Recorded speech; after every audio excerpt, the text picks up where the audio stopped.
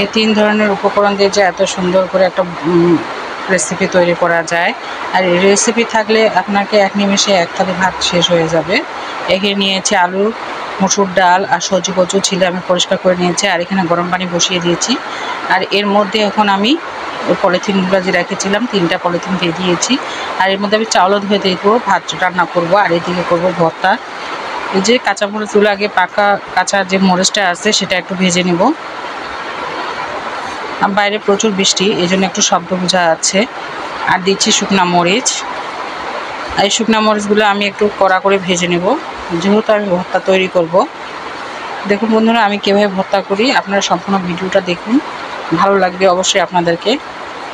আর এখানে নিয়েছি রসুন কুচি। রসুন কুচিগুলো আমি ভেজে নেব ভালো করে। রসুন কুচিগুলো ভেজে নেওয়ার পরে এখানে দিব পেঁয়াজ কুচি। পেঁয়াজ কুচিগুলো আমি একটু হালকা করে ভেজে নেব।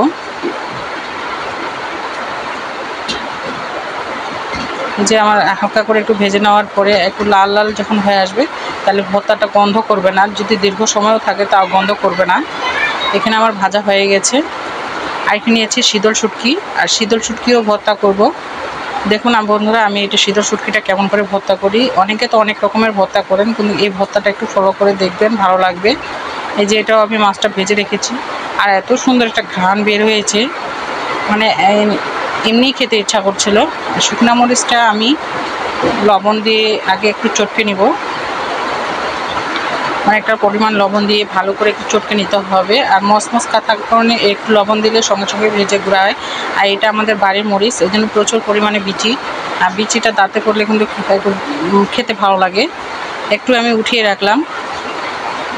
আর এখানে দিলাম সম্পূর্ণ পেঁয়াজ আর রসুন কুচিগুলা দিয়ে ভালোভাবে একটু চটকে নিব।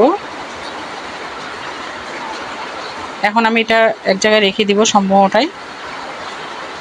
এখন আমি আলুগুলা এই থালার মধ্যে নিয়ে নিচ্ছি। এখন আলুটা আমি ভেঙে নিলাম।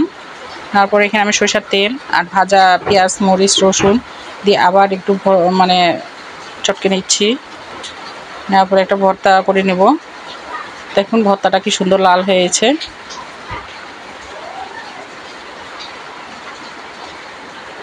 ভর্তাটা আমি আলাদাখানে রাখিয়ে দিলাম। এখন নিলাম আমি মসুর ডাল। মসুর ডালটা একটু নরম হয়েছে, কিন্তু এটা হচ্ছে ঠান্ডা হলে একটু শক্ত হয়ে যাবে, প্রচুর গরম, হাত দিয়ে নাড়া যাচ্ছে না। আর মসুর ডালটা একটু সুন্দর সিদ্ধ হয়ে গেছে। আর এর মধ্যে দিচ্ছি আবার পেঁয়াজ মরিচ রসুন। এই ভর্তাগুলোতে এই ভাজা জিনিসগুলো দিলে, ভাজা মশলাগুলো দিলে মানে ভর্তাটা অনেকক্ষণ থাকবে আর খেতে ভালো লাগবে। যখন চামচ দিয়ে নাড়ে নিচ্ছে, গরম করতেছিল খুব, তাই চামচ দিয়ে তুলে না ওই ভর্তাটা তুলে নিয়ে আবার সবজি কচু দিয়ে দিলাম। কচুমুখিগুলো সুন্দর একটা সিদ্ধ হয়ে গেছে। আর এর মধ্যে আমি দিচ্ছি এখন ভাজা মরিচ আর রসুন কুচি। আর দিলাম সরিষার তেল, দিচ্ছি একটু লবণ। দেওয়ার পরে আবার একটু চটকে নিব। দেখুন সাদাটা একেবারে লাল হয়ে গেল, ভর্তা মরিচের যে কালারটা। এখন আবার এটা তুলে নিলাম। এখন আবার নিব কাঁচা পেঁয়াজ। যেহেতু চাপা শীতলটা আমি ভর্তা করবো, এক্ষেত্রে আমি কাঁচা পেঁয়াজ দিয়েছি আর শুকনো মরিচ ভাজা দিয়েছি আর খাঁটি সরিষার তেল দিচ্ছি, একটু স্বাদ মতো লবণ দিয়ে ভালোভাবে একটু মেখে নেব।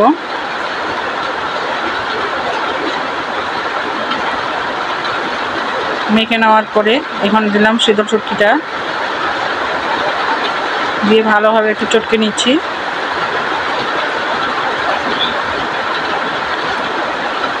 এভাবে চটকে নেবেন, পেঁয়াজটা বেশি দাবানো যাবে না। আর এই দেখুন আমার 4 রকমের ভর্তার সাথে শুকনা মরিচ, দেখতে অসাধারণ, খেতেও কিন্তু অনেক মজা। আর নিয়েছি সেই ঢাকনির মধ্যে পান্তা ভাত, আর নিয়েছি শুকনা মরিচ 2টা, কাঁচা পেঁয়াজ কুচি, সরিষার তেল আর স্বাদ মতো একটু লবণ দিয়ে ভালোভাবে মেখে নিব। এই পান্তা দিয়ে আপনি এই ভর্তাগুলো খাবেন, খেতে অসাধারণ। এখন নেব ভর্তাগুলো, একটু একটু করে ভর্তা নিচ্ছি, যেহেতু অল্প পরিমাণে ভাত নিয়েছি। অনেক সুন্দর হয়েছে খেতে। বন্ধুরা ভালো থাকবেন সবাই। আসসালামু আলাইকুম।